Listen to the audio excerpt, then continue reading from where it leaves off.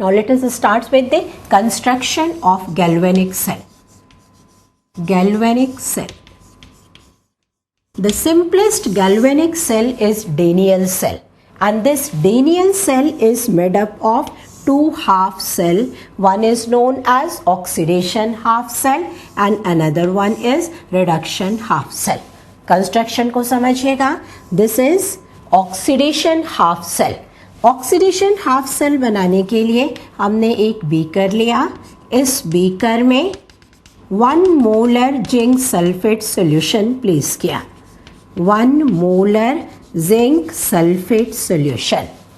इस 1 molar zinc sulphate solution में एक मेटल इलेक्ट्रोड प्लेस करेंगे and this is zinc rod. Zinc rod को जिंक सल्फेट सॉल्यूशन में डिप किया और इस बीकर को हमने यहाँ रख दिया. दूसरी हाफ सेल बनाने के लिए इस बीकर के अंदर 1 molar copper sulphate solution place करेंगे and here copper rod is dipped in this copper sulphate solution.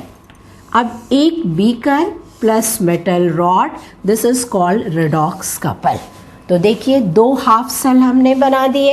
एक में ऑक्सीडेशन रिएक्शन होगा, दूसरे हाफ सेल में रिडक्शन रिएक्शन होगा.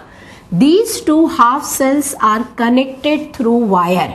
इसको हमने वायर से कनेक्ट कर दिया. बीच में वोल्टामीटर लगा दिया रीडिंग को ऑब्जर्व करने के लिए. This wire is known as external circuit.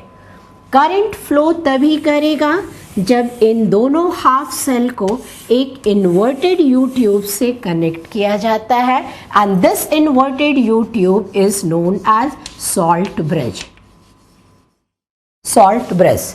अब देखिए रिएक्शन कैसे स्टार्ट होती है. किसी भी गैल्वेनिक सेल के 3 पार्ट होते हैं. एक ऑक्सीडेशन हाफ सेल, दूसरा reduction half cell and third important part is salt bridge. जब इन सब को प्रॉपरली अरेंज किया जाएगा तभी गैल्वेनिक सेल वर्क करेगा. It means chemical energy can be converted into electrical energy. अब यहाँ देखिए हमने प्रॉपरली अरेंज कर दिया. क्या क्या पॉसिबिलिटी एग्जिस्ट करती है. जब सारी चीजें प्रॉपरली अरेंज कर दी गई, then zinc rod which is in contact of zinc sulfate it starts oxidizing. इस हाफ सेल के अंदर जिंक रॉड को हमने सॉलिड से रिप्रेजेंट किया. जिंक रॉड डिसॉल्व होना शुरू करेगा due to oxidation. Oxidation is loss of electron. तो जिंक ऑक्सीडाइज होकर जिंक आयन का फॉर्मेशन कर रहा है, इलेक्ट्रॉन रिलीज होंगे. जिंक आयन सॉल्यूशन में एंटर कर गया और ये इलेक्ट्रॉन सरफेस पर डिपॉजिट हो गए. सरफेस से इलेक्ट्रॉन दूसरे हाफ सेल की तरफ पास होना शुरू कर देंगे. क्लियर. सरफेस पर बहुत सारे एटम हैं. जिंक के एटम ऑक्सीडाइज होंगे. Zn2 पॉजिटिव का फॉर्मेशन हुआ, इलेक्ट्रॉन रिलीज हो गया. Zn2 positive ion enters in the aqueous solution and electron इस हाफ सेल से दूसरे हाफ सेल की तरफ पास होंगे थ्रू वायर. तो वायर में इलेक्ट्रॉन का फ्लो इस इलेक्ट्रोड से दूसरी तरफ होगा.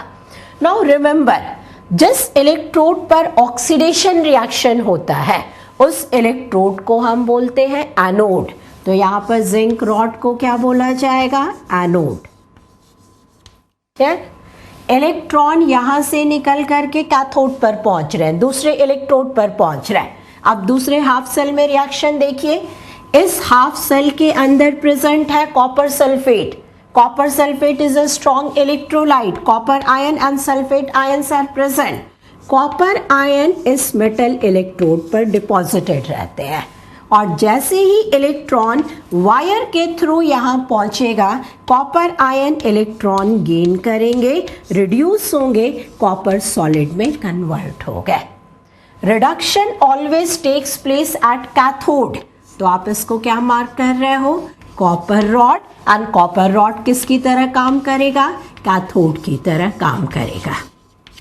अब आप देखिए एक हाफ सेल, एक बीकर के अंदर ऑक्सीडेशन हो रहा.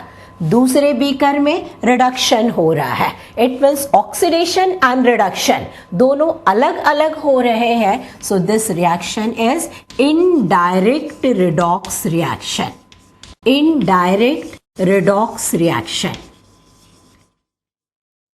Indirect redox reaction. क्लियर?